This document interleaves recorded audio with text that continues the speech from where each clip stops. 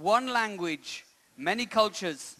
Please join us in welcoming Helen Doron! This is a very special occasion. It was instigated and inspired by Anne Gordon. Anne was adamant that after 25 years we have a special story to tell, and it should be used as a time for us to join together in celebration, motivation and inspiration. I myself, believe it or not, am not much of an occasions person. I like to keep a low profile and just keep getting on with it. But this isn't just a story about me. This is a story of a group of people who came together to promote something revolutionary that could change the lives of children and families. This is a celebration of every teacher and every franchisee in this hall, especially those of you who have been with me over many years. This is about us, and it's well worth celebrating. My talk today is a different look at the way Helen Doron Early English started, where it is, and where it's going. It involves a short review of events and goes on to examine our moral role as effective teachers of English in today's world.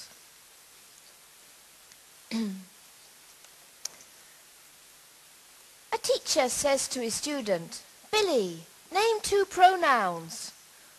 "Who, me?" replies Billy. "Oh," said the teacher, "very good."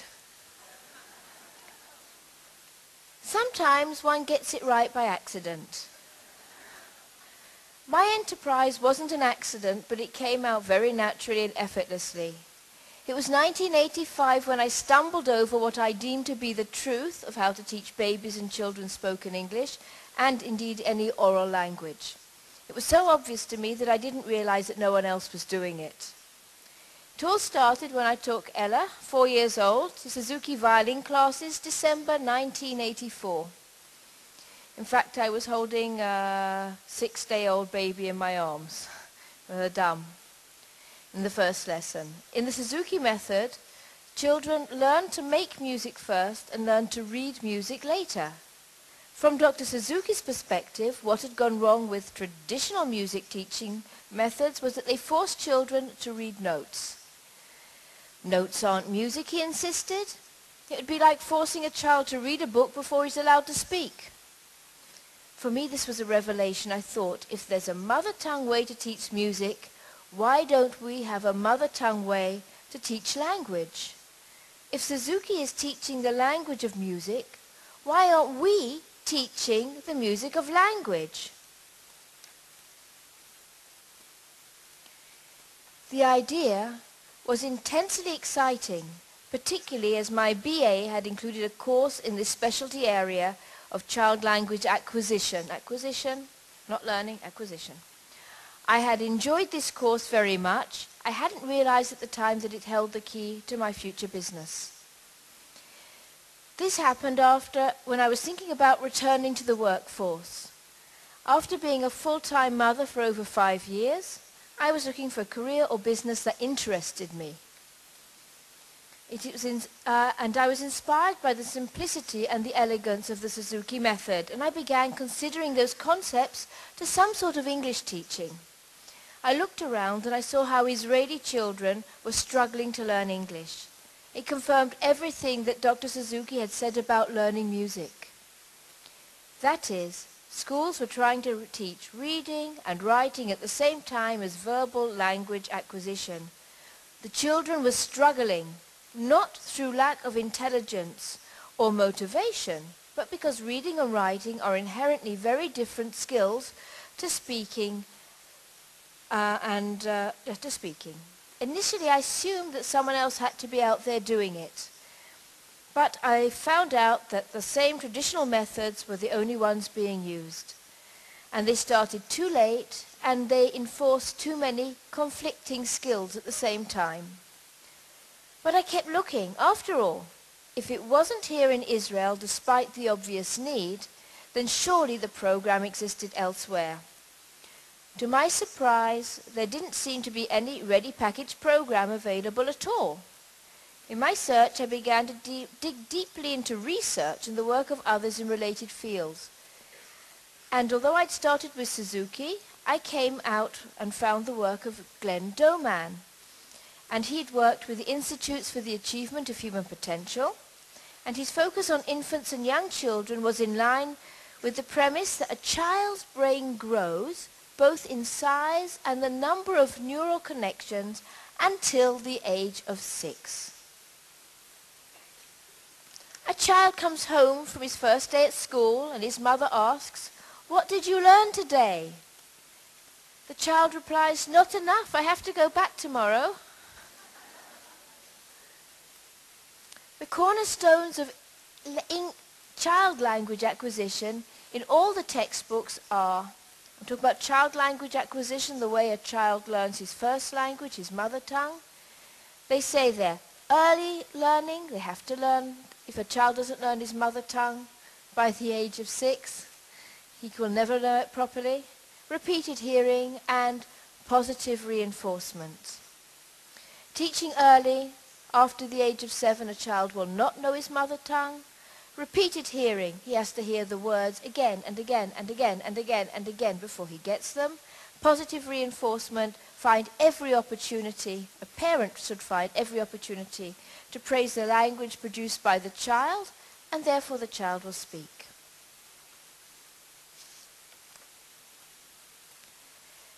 Emphasizing the importance of a good vocabulary, the teacher told her young charges, "Use a word 10 times and it will be yours forever."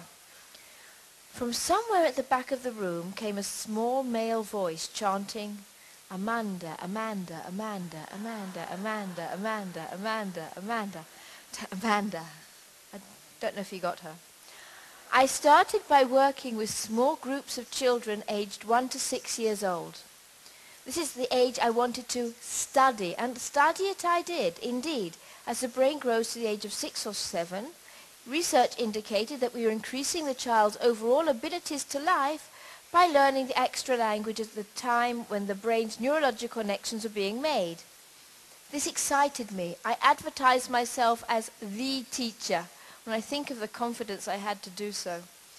The first groups were in Carmiel and Yaad, a tiny village near Carmiel. I couldn't find any more students to teach. That was it, 3 groups. That's all the people that were willing to come forward. I based the lessons on the concepts of Dr. Suzuki, and I made homemade cassettes. I don't know if all of you have ever seen a cassette. What's in this room? For the children and parents for use during the week. And to make the cassettes, I plonked on the piano while singing. I told stories and I chanted rhymes. They sounded disgusting. And as I said last night, I believe I've destroyed every last one of them. But during the once weekly classes, the children came with the songs and sounds of the language already in their ears, although they didn't know the meaning. They learnt the meaning through flashcards, games, song movements, and lots of fun activities, all in English. It was natural, it was easy, and they learnt it the way they learnt their mother tongue. There weren't any books, and I spent a lot of time with props, and I was really bad at props and still am. So for all of those who are not the fantastic prop makers that we've seen here, find comfort in that. Let others help you with your props. Download props, and you can still be good teachers. And I also recorded things I'd recorded on those tapes. Early one morning, a mother went in to wake up her son. "Wake up, son, it's time to go to school." "But Mom, I don't want to go." "Give me 2 reasons why you don't want to go." "Well, the kids hate me for one, and the teachers hate me too." "Well, that's no reason not to go to school. Come on now and get ready." "Give me 2 reasons why I should go to school." "Well, for one, you're 52 years old, and for the other, you're the principal."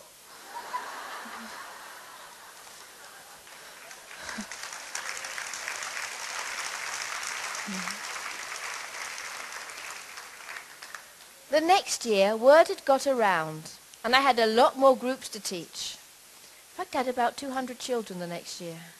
The more I researched, the more excited I became, and the more I was convinced that it was absolutely the correct approach.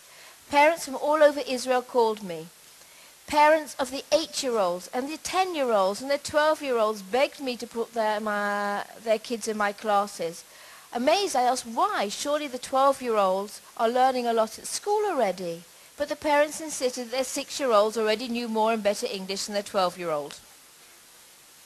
My husband David and I came to the conclusion that it was time for me to duplicate myself.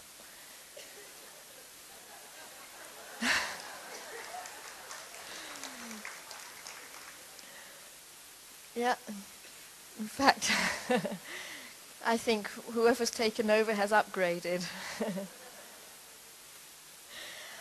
For that, professional materials and teacher training were necessary.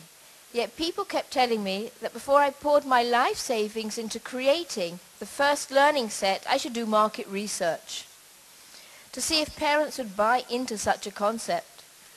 I replied that the market research was useless as parents needed to be explained why this was essential. They didn't know yet. Clearly we had to create the market. It seemed so obvious to me, and I was amazed by the amount of resistance I encountered. I was told repeatedly you can't teach it to young children, or if you could, people wouldn't want it. In addition, it seemed that the more enthusiastic I became, the stronger the negative reaction I got from the national mainstream educational community. The first set came out in 1987, English for All Children, the first teacher training course in the summer of 1987. I'll always remember the first phone call from the first newspaper ad. It was Laurie Fagelston. Who remembers Laurie in this hall? Yeah. I answered the phone in my tiny cramped kitchen. Who remembers my tiny cramped kitchen? Hey, right. Laurie was enthusiastic and said this is what she'd been waiting for, and she signed up on the spot. What a wonderful start. Others needed more persuading. But the first TTCs were underway with the avant-garde would-be teachers who were just waiting for HDE to come along.